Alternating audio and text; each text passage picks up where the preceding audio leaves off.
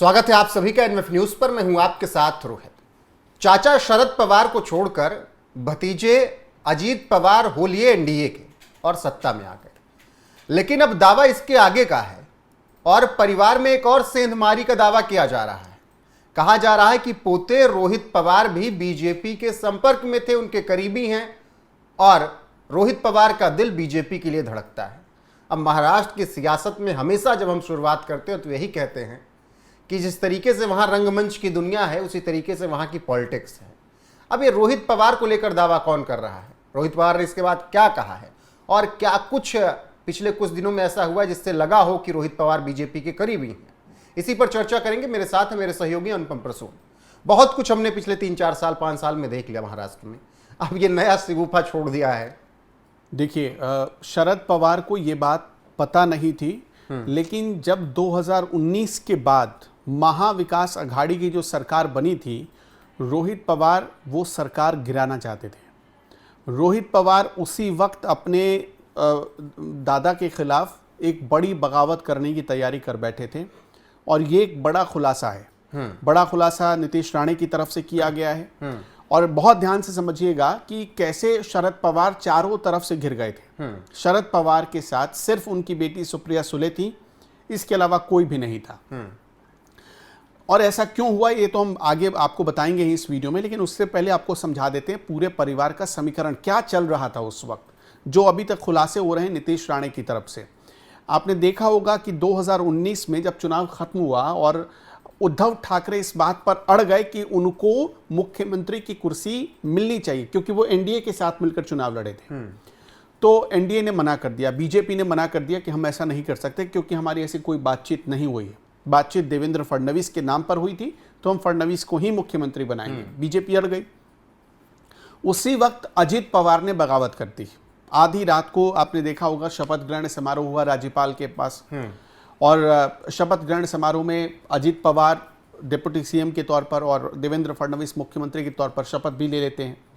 लेकिन उसके 3-4 दिनों में ही ये सरकार गिर गई, कतिपय कारणों से। जो बहुमत साबित करने की बात थी उससे पहले ही ये सरकार गिर जाती है, क्योंकि अजीत पवार वापस लौटकर चले जाते हैं अपने चाचा के पास। उस वक्त वेट एंड वॉच की स्थिति में थे रोहित पवार। रोहित पवार कौन है समझिएगा। अजीत पवार जैसे एक तरीके से शरद पवार के बहुत खासम खास हैं, उसी तरह रोहित पवार भी हैं। शरद पवार के भाई हैं जिनका नाम राजेंद्र पवार है, तो और राजेंद्र पवार की पत्नी का नाम सुनंदा पवार है। तो राजेंद्र पवार के बेटे हैं रोहित पवार। कहा यह जाता है कि पार्टी में कभी भी अगर विरासत किसी को सौंपनी है शरद पवार को, तो रोहित पवार को ही सौंप कर जाएंगे। वहां पर झगड़ा है। झगड़ा अभी तक जो जानकारी आ रही, जो मैंने इस पर थोड़ी बहुत जानकारी जुटाई, तो पता चला कि पूरी पार्टी में कब्जे को लेकर झगड़ा था। सुप्रिया सुले नंबर 1 रहेंगी कि अजीत पवार नंबर 1 रहेंगे कि रोहित पवार नंबर 1 रहेंगे। शरद पवार रोहित पवार को बड़ा तेज तर्रार मानते हैं, क्योंकि यंग लीडर हैं, अच्छा बोलते हैं, एग्रेसिव हैं, तो उनको एक अच्छा लीडर के तौर पर शरद पवार का पर्सनली ऐसा मानना है। और कई बार ये देखा गया कि जब जब शरद पवार के हाथ में सत्ता या सत्ता की चाबी रही, उन्होंने रोहित पवार को बहुत प्रमोट किया। अब एक उदाहरण ऐसे मैं समझा देता हूँ। महाराष्ट्र कोऑपरेटिव में उनको कुर्सी दे दी गई, बाद में उसमें घोटाला हुआ तो उसमें वो फंस गए। ये भी जानकारी सामने आई। घोटाले के आरोप में एमएसबीबी के अधिकारियों ने उनके खिलाफ कई आरोप लगाए थे। उनकी कई संपत्तियां ऐसी थी जिस पर जो कहा गया कि ये फर्जी संपत्तियां हैं, अवैध तरीके से ली गई हैं, उस पर मामला चला। रोहित पवार बच गए क्योंकि सत्ता में आ गई थी महाविकास अघाड़ी। एनसीपी शरद, उस समय एनसीपी टूटी नहीं थी। शरद पवार उसके शिवसेना सब अविभाजित थे उस वक्त नहीं टूटे थे। तो ये उस दौर की बात है कि पार्टी में कौन होगा। शरद पवार देखिए सुप्रिया सुले से आगे बढ़ नहीं पाते हैं। वो रोहित पवार को प्रमोट तो करते हैं, लेकिन अगर ये कहा जाए कि विरासत पूरी तरह से वो रोहित पवार को सौंपना चाहते हैं, तो उसमें थोड़ा असहज हो जाते हैं वो। और जब असहज हो जाते हैं तब फिर पता चलता है कि नहीं, वो तो सुप्रिया सुले के लिए ही सोचते हैं ज़्यादा। लेकिन तो ये इन तीनों में बेसिकली ये सबसे बड़ा झगड़ा था। और इसी झगड़े की वजह से उस समय अगर अजीत पवार बगावत नहीं करते तो रोहित पवार बगावत कर देते।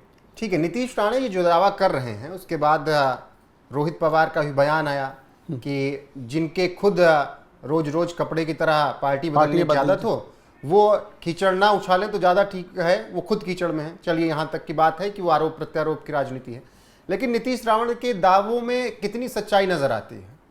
देखिए, नीतीश राणे एक तरीके से हम उम्र हैं, उनको बहुत अच्छे से पता है कि रोहित पवार कितने पानी में हैं और रोहित पवार को पता है कि नीतीश राणे कितने पानी में हैं।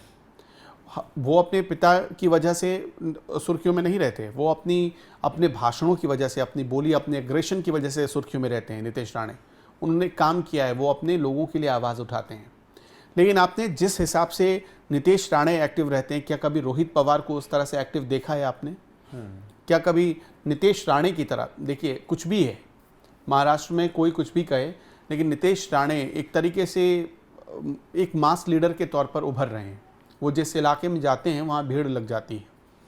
लेकिन क्या रोहित पवार के साथ कभी आपने ऐसा देखा? मैं आप ही से एक सवाल पूछना चाहता हूँ। ऐसा नहीं देखा होगा, क्योंकि रोहित पवार, ऐसा नहीं है कि उनके पास कोई पद नहीं है, ऐसा नहीं है कि उनको बिल्कुल चुनाव ही कभी नहीं लड़ा गया। जो जहाँ तक मेरे पास जानकारी है, अहिल्यानगर से मतलब विधायक भी हैं रोहित पवार, अहिल्यानगर की एक सीट से। हाल फिलहाल में अपने कार्यकर्ताओं के लिए थाने में लड़ते हुए भी नजर आए थे, बहस करते भी नजर आए थे रोहित पवार पुलिस वालों से।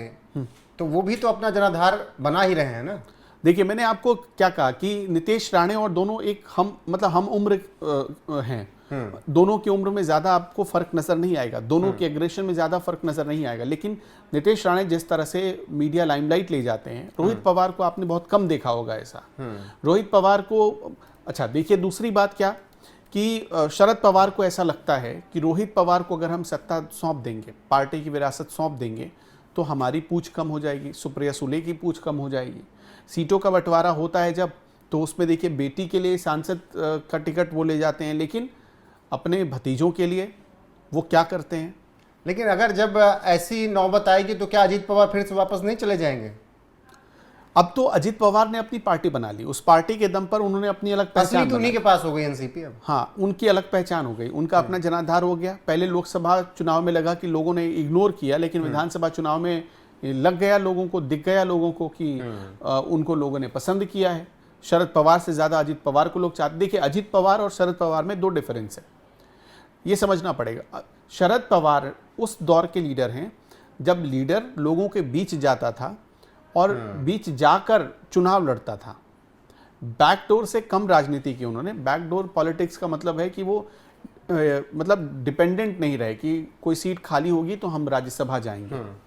राज्यसभा की पॉलिटिक्स करने से अच्छा उन्होंने महसूस किया कि वो लोकसभा का चुनाव लड़े। उन्होंने संसदीय चुनाव लड़ा और ज़्यादातर टाइम वो जीते ही। बिल्कुल, बाकी बीसीसीआई में उन्होंने अपने आप को प्रूव किया, साबित किया हर जगह।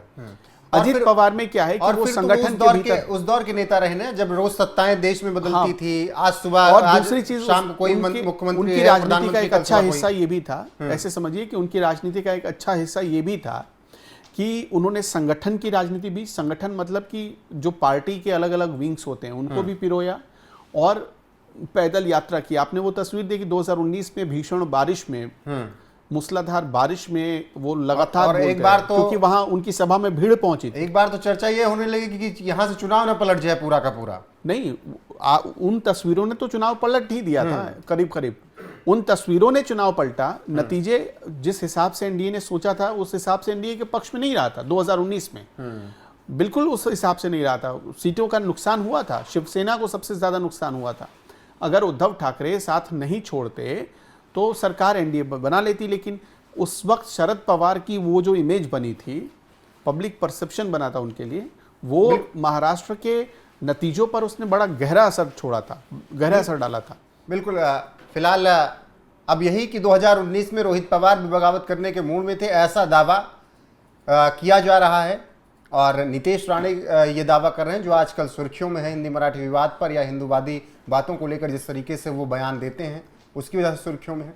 बाकी क्या सच्चाई क्या नहीं वो तो रोहित पवार और नीतीश राणे ही जाने। खबर जो थी हमने आप तक पहुंचाई। बाकी महाराष्ट्र इतना देखिए, इस पूरी खबर का एक लब्बो लुआब है, वो ये है कि शरद पवार की पार्टी का लीडर अगले कुछ महीनों में हो सकता है शरद पवार नहीं होंगे, हो सकता है तय कि कर दिया जाएगा। नहीं, शरद पवार तय नहीं कर पाएंगे। अच्छा, शरद पवार को इस हालत में नहीं छोड़ा जाएगा। अगर ये सच है इसमें एक जरा भी, तो उनको इस हालत में ही नहीं, क्योंकि अब तो बात पब्लिक डोमेन में आ गई है। तो ऐसे में हो सकता है कि शरद पवार को इस हालत में ही ना छोड़ा जाए। एक पार्टी का एक हिस्सा तो पहले ही टूट चुका है, जो बच गया उस पर हो सकता है कि रोहित पवार कब्जा कर ले। बाकी जो अपडेट आएगी आप तक जरूर पहुंचाएंगे। बने रहिए हमारे साथ। देश और दुनिया की हर एक अपडेट यहां पर मिलती रहेगी आपको।